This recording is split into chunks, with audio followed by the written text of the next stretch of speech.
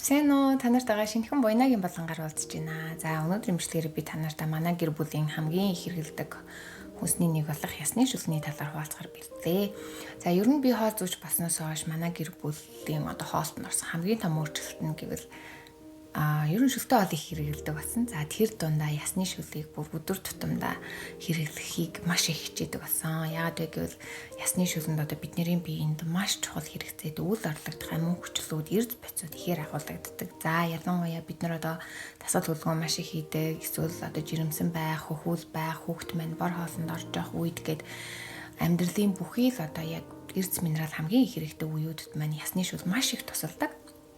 Ясны шүлэнд 12 жижиг минерал, 64 trace минерал буюу жижиг минералууд агуулдаг. Ясыг тэр чигт нь одоо тэтгэх, биеийг тэр чигт нь одоо эс солонгонд маань ингэж эрдэс минералыг аваачих маш чухал үүрэгтэй. Тэгсэн хэрнээ одоо бидний хоол боловсруулах эргэтэн системд дарамт учруулахгүйгээр шингэдэг нэг төрлийн шидтэй хүнс байгаа. За монголчуудын маань уламжлалт ч гэсэн бид нар ясны шүлгийг маш их хэрэглэдэг гэсэн ард түмэн ер нь хар шүл хизээж буслагдаггүй. Заавал махыг одоо ястан чанж ясныхын шимийг бас давхар авч хэрэглэдэг гэснээрээ яс сайт ард түмэн гэж бас их дуудагддаг тийм уламжлалтай хүмүүс байгаа. Тэгэхээр бид нэр ерөөсөө биеийнхээ дархлааг сайн нөхөж биеэ тамир тэнхээтэй байлгахын тулд ясаа байнга тэтгэх хүнсийг хэрэглэж явах хэрэгтэй. За ясны шүлгэнд маань бас бидний одоо гоо сайханд хамгийн чухал нөлөөтэй коллаген гэдэг эрдэс минерал бас давхар агуулдаг учраас эмэгтэйчүүдийн минь арьс үс одоо хумс гэлээ төрсний дараа хүртэл бид нэр эрдэсийн дутагдалд орохоор яадаг вэ? Тэр бүх зүйлсийг маань ясны шүлгэн өгч өгдөгөөрөө давуу талтай.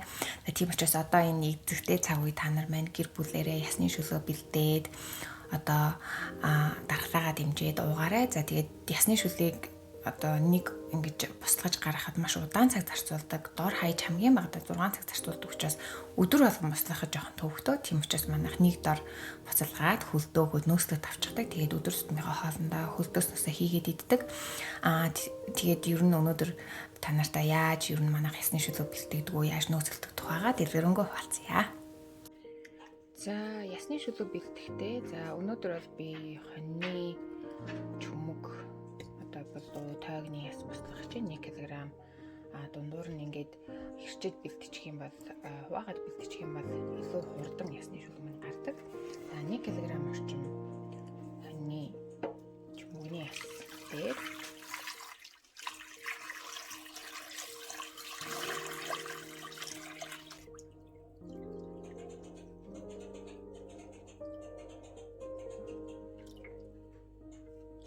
ерөнхийдөө тогооныхоо дийлэнхээр нь дүүр ус хийгээд за хонь ямааны чүмэгний ясыг ер нь 6-аас дээш цаг бусдагдаг. Өхрийн болооны ясыг ер нь жижигсэн бол 10 цагаас дээш бусдгаж сүүн цагаан шүл гаргана.